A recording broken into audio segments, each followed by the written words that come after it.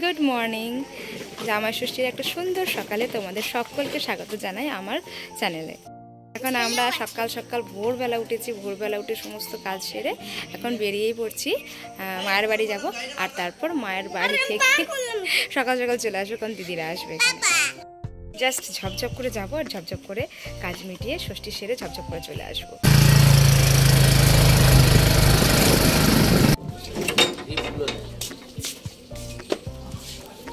চলে এসেছি মায়ের বাড়িতে। মা কোথায় গেলে?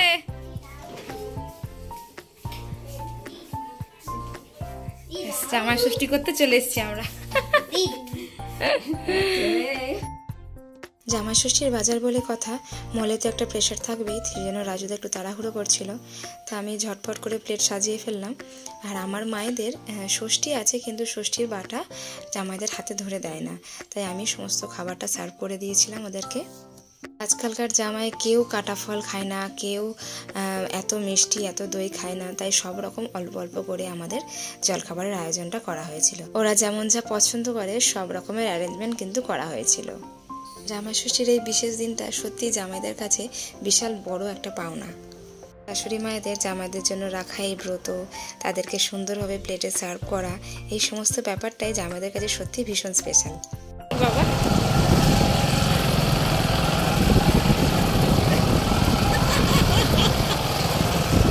মায়ের মনটা খারাপ লাগলেও আমাদের ফিরে পড়তে হয়, কারণ আমাদের বাড়িতেও একদম আনন্দের ভান্ডার চলে আসে, দিদিরা চলে আসে। করে চলে এসেছি বাড়ি ফিরে। আমি এদিকে লুচি ডিপার্টমেন্টটা সামলাতে থাকি, আর নীলাদ্রির পাপা আর নীলাদ্রি দিদিদেরকে রিসিভ করতে চলে যায়।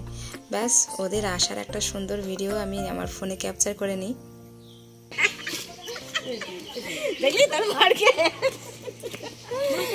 ছোট যাবো গায়ে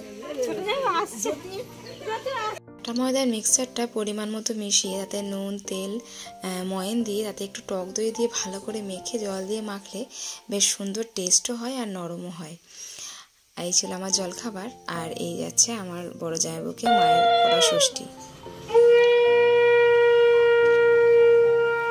জামাইবাবু যখন মা ষষ্ঠীটা করেন তখন হয়তো আমি ছিলাম না, ওই জন্য আমার ক্যাপচার করা হয়নি। ছোট জামাইবাবু কিছুক্ষণ পরে এসেছিলেন, তো সেই সময়টা আমি ছিলাম, তো ঝটপট করে আমার ক্যামেরা বন্দি করে নিলাম এই সুন্দর মুহূর্তটা।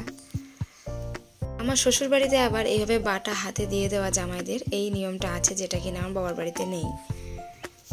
তো আমার শাশুমা বেশ সুন্দরভাবে নিয়মটা পালন করলেন, জামাইদেরকে একদম মানে সুন্দর করে সাজিয়ে দিলেন। এই হচ্ছে আমাদের জলখাবারের জোগাড়। আমার এটা শ্বশুর বাড়ির আয়োজন জামাইদের উদ্দেশ্যে।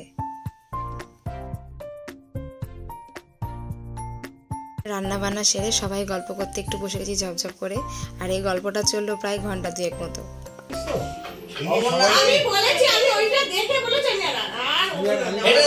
গল্প সেরে প্রায় 3টের কাছাকাছি সময়ে এসে দেখি মা এগুলো মোটামুটি থালায় জোগাড় করে রেখে দিয়েছেন।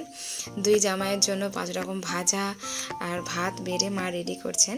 আর এদিকে 2 দিদিরা মাছ আর মাংসটা সুন্দরভাবে প্লেটে সার্ভ করে দিয়েছেন। এখানে আমরা একটুখানি আলু ভাজা, পটল ভাজা, বেগুন ভাজা, কুমড়ো ভাজা, একটু শাক ভাজা মতো করা হয়েছে, একটু আলু পোস্ত, ফুলকপি আলুর তরকারি, মাছের ঝাল, মাংস, চাটনি, পাঁপড়। এই হচ্ছে আমাদের মেনু। জামাই ষষ্ঠী একদম জমে জাস্ট ক্ষীর হয়ে গেছে। জামাইয়ের থালা একদম রেডি করে দেওয়া হয়েছে, এবার খালি জাস্ট জামাইদের আসার পালা। আর এদিকে সানা, জ্যোতি আর নীলাদ্রি, ওদেরও প্লেট রেডি করে দেওয়া হয়েছে। ওদিকে নীলাদ্রির পাপাকেও বসিয়ে দেওয়া হয়েছে, কিন্তু আমাদের জামাই বাবা জীবনরা অত খান না, তাই জন্য সবই প্রায় তুলে দিল। জামাই ষষ্ঠী আর ভাইফোঁটার আয়োজনটা আমাদের বাড়িতে সত্যি ভীষণ রাজকীয়ভাবে হয়।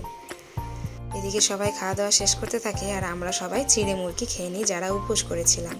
এটা সন্ধ্যেবেলাকার একটা ভিডিও। তো খুব একটা ঝোড়ো মতো হাওয়া উঠেছিল, তো হাওয়াতে বেশ মানে চারদিকটা একদম ঠান্ডা পরিবেশ হয়ে গেছিলো। আমিও বাইরে বেরিয়ে এসেছিলাম, এত ভালো লাগছিল পরিবেশটা যে কি বলবো। জ্যৈষ্ঠ মাসের এই বিভৎস গরমে মানে এত স্বস্তির এই হাওয়াটা উপলব্ধি করতে এত যে ভালো লাগছিল যে কি বলবো। জামাই ষষ্ঠীর এই স্পেশাল এপিসোডটা তোমাদের কেমন লাগলো অবশ্যই কিন্তু আমাকে জানিও।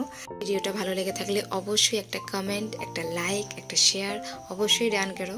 আর যারা চ্যানেলে নতুন তারা প্লিজ প্লিজ প্লিজ একটু সাবস্ক্রাইব করে দিও। Many thanks for watching this video. Thank you so much.